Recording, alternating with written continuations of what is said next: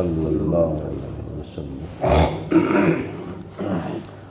अऊज़ु बिल्लाहि मिनश शैतानिर रजीम।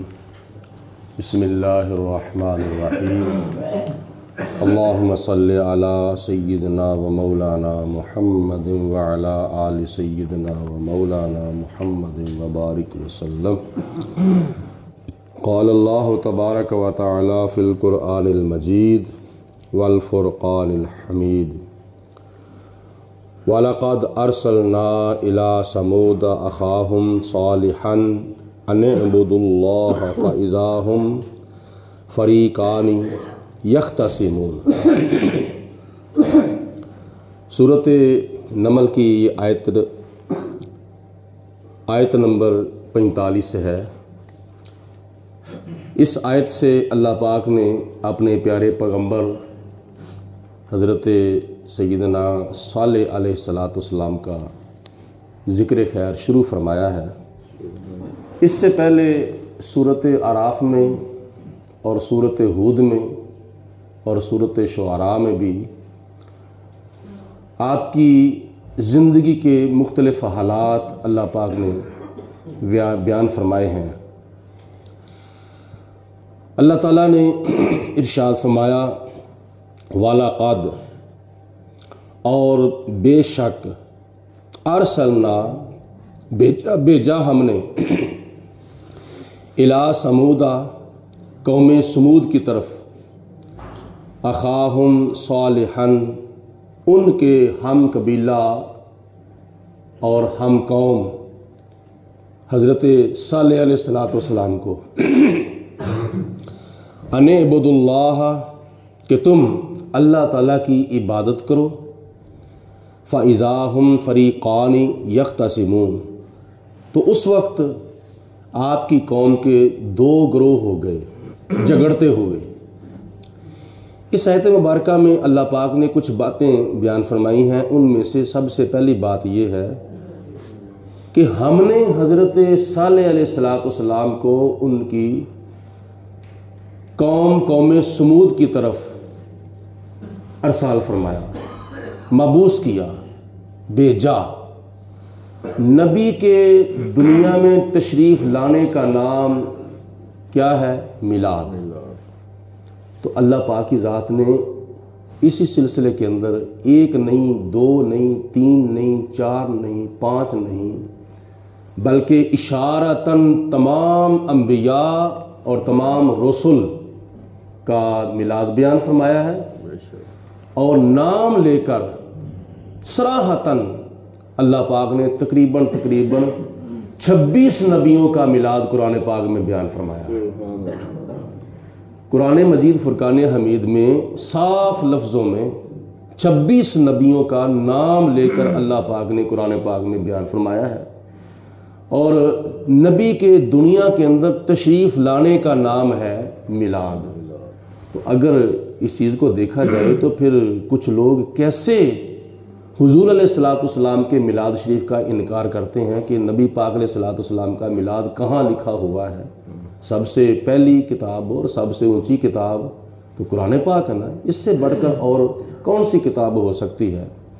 इसलिए मिलाद शरीफ का इनकार करना ऐसे ही समझो जैसे बंदा जुम्मा पढ़ के मस्जिद से बाहर निकले और पूछे आज दिन कौन सा है। ऐसे ही समझो जैसे बंदा जुम्मा पढ़ के बाहर निकला है मस्जिद से और बाहर निकल कर पूछता है कि आज दिन कौन सा है। बंदा पूछे तू मस्जिद से निकला है तो मस्जिद के अंदर पढ़ा तुमने क्या है।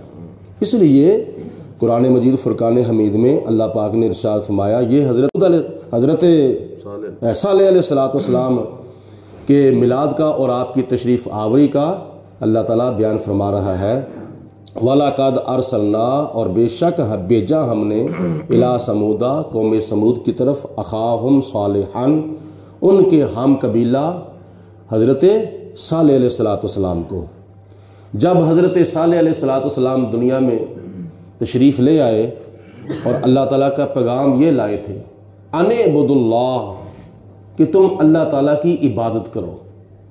यानी आपने फरमाया कि ए बुत परस्तों, बुत परस्ती को छोड़ो, बुतों की पूजा को छोड़ो اور وحدہ لا شریک کی بندگی کرو جو لم یلد بھی ہے اور ولم یولد بھی ہے، اور نہ اس نے کسی کو جنا ہے اور نہ اس کو کسی نے جنا ہے، نہ اس نے کسی، یعنی اللہ تعالیٰ کی ذات بابرکات نے سب کو بنایا ہے، سب کو پیدا کیا ہے، اور جن کی تم پوجا کرتے ہو بتوں کی، یہ تو تمہارے ہاتھوں کے بنائے ہوئے بت ہیں، تمہارے ہاتھوں کے تراشے ہوئے بت ہیں۔ کوئی لکڑ کا بت بناتا ہے، کوئی پتھر کا بت بناتا ہے، کوئی مٹی کا بت بناتا ہے، کوئی لوہے کا بت بناتا ہے، اپنے ہاتھوں سے بنائے ہوئے بتوں کی خود پوجا کرتے ہو، تو یہ کیسی تمہاری عقل ہے؟ تمہیں شعور نہیں، تمہیں عقل نہیں ہے۔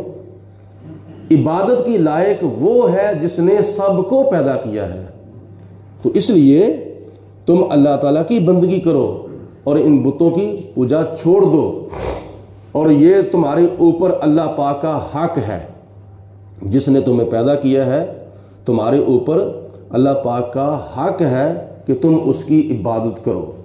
پہلی بات یہ ہے کہ اللہ پاک کی ذات بابرکات کے پیارے پیغمبر جناب حضرت صالح علیہ السلام نے دنیا میں آ کر پیغام دیا کہ اللہ کی عبادت کرو، کوئی آپ کے ساتھ دوسرا نہیں ہے، تنہا حضرت صالح علیہ السلام ہے، ڈر بھی نہیں، خوف بھی نہیں، سچی بات کروں گا تو کیا ہو جائے گا، سچی بات کروں گا تو میرے ساتھ یہ کیا کریں گے، کوئی کسی قسم کا ڈر خوف نہیں ہے۔ اور اس سلسلے میں نبی پاک علیہ السلام نے حدیث پاک میں ارشاد فرمایا کہ بہترین جہاد جو ہے وہ ظالم سلطان کے سامنے حق گوئی، سچی بات کرنا، سچی بات جو بندہ کسی ظالم بادشاہ کے سامنے بھی کرتا ہے تو اللہ تعالیٰ اس کو بھی جہاد کا ثواب عطا فرماتا ہے۔ اور اس کے علاوہ اسی بات سے ایک بات یہ ہے کہ اللہ پاک نے انسان کے اوپر عبادت جو ہے وہ فرض فرمائی ہے۔ حقوق اللہ میں سے ایک حق ہے کہ اللہ تعالیٰ کی انسان بندگی کرے۔ وما خلقت الجن والانس الا لیعبدون، میں نے جنوں اور انسانوں کو اپنی عبادت اور بندگی کے لیے پیدا کیا ہے۔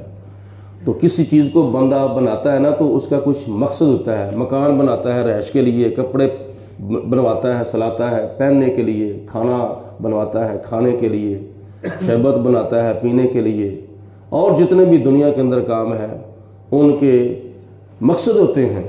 تو اگر مقصد پورا نہ ہو تو پھر بندہ بعد میں سوچتا ہے کیا فائدہ ہوا مجھے بنانے کا۔ تو اللہ تعالیٰ کی ذات نے تو 18,000 مخلوقات میں سے کوئی مخلوق بھی بغیر مقصد کے پیدا نہیں فرمائی، ہر چیز کے بنانے کا کوئی نہ کوئی اللہ کا مقصد تھا، خدا تعالیٰ کی حکمت ہے۔ اللہ پاک کی ذات نے ایک ایک چیز کو جو بنایا ہے اس کے اندر کئی راز چھپے ہوئے ہیں۔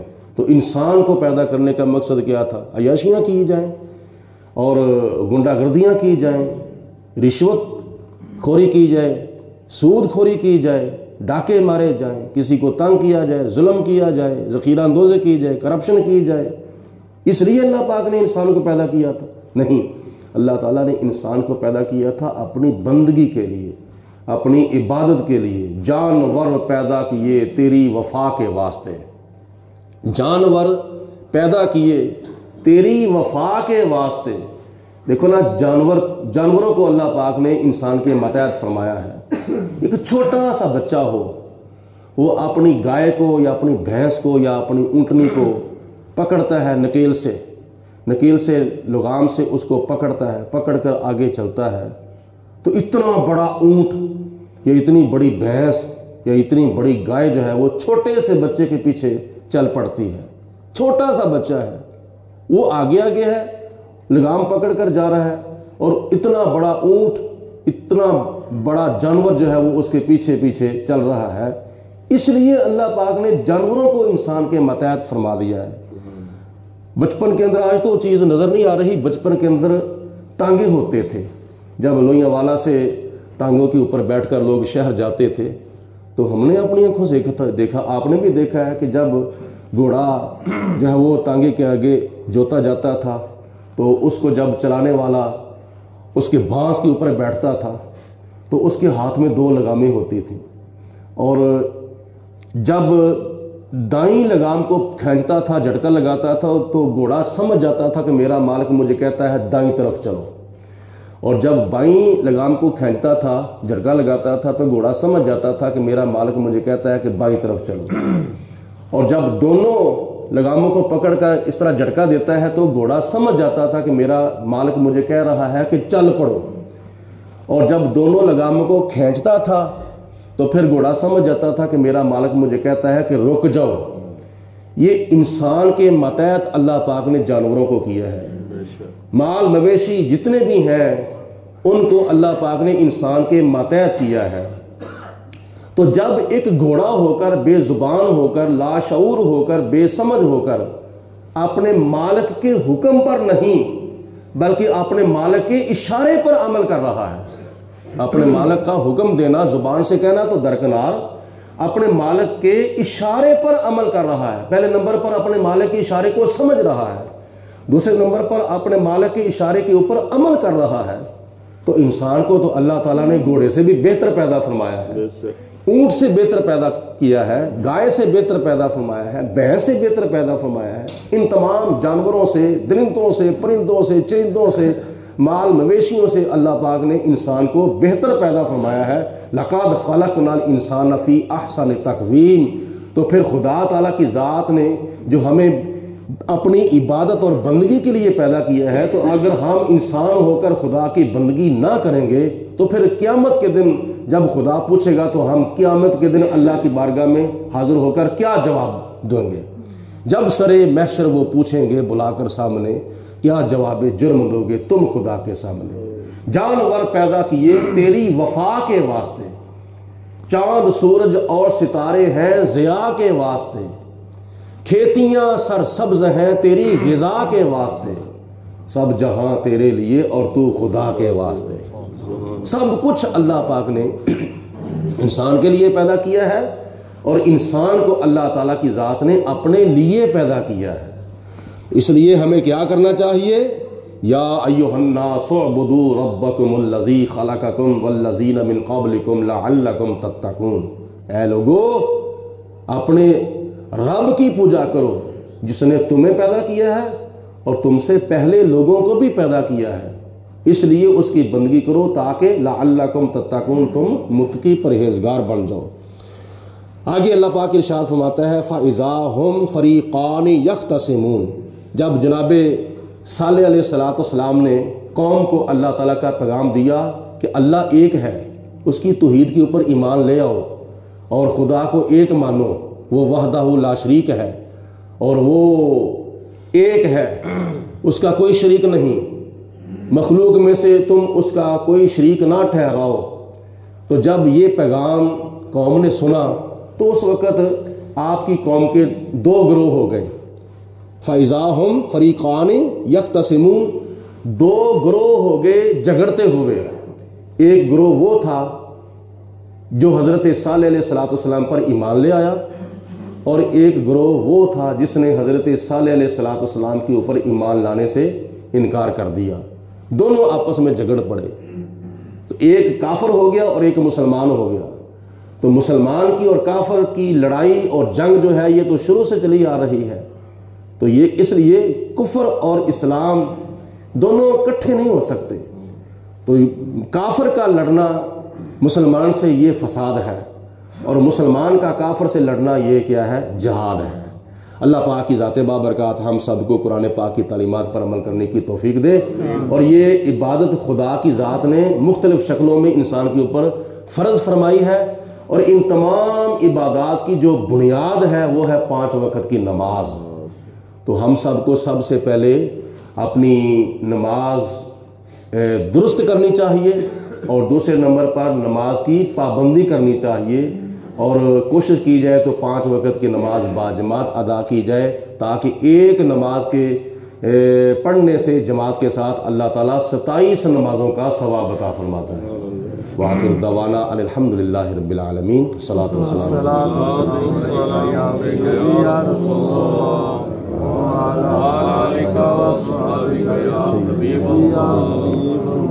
صلاۃ والسلام وعلی آلک وصحابک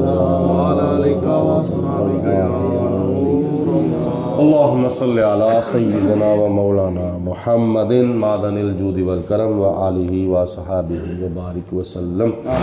ربنا آتنا فی الدنیا حسنۃ و فی الآخرۃ حسنۃ وقنا عذاب النار. اللہم اید الاسلام والمسلمین، اللہم اید الایمان والمؤمنین. ربنا اغفر لنا